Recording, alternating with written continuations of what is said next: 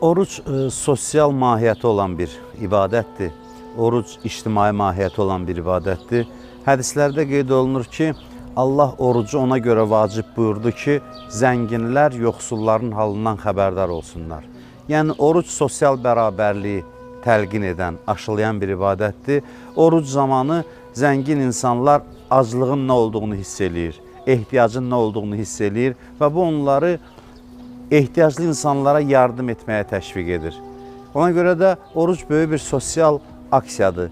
Ramazan ayı boyunca həmişə iftar süfrələri açılır, yoxsul insanlara yardımlar edilir. Pandemiya dövründə yüzlərlə insan yardım aksiyalarına qoşuldu və bu Ramazan ayı boyunca ehtiyaclı insanlara, yoxsul insanlara, az təminatlı ailələrə yardım göstərdilər. Orucun mahiyyəti ilə tam uzlaşan bir haldır. Mübarək Ramazan ayının orucu insanlara həmdərd olmağı aşılayır, insanlara bir-birinin halına yanmağı, yoxsul insanları xatırlamağı aşılayır.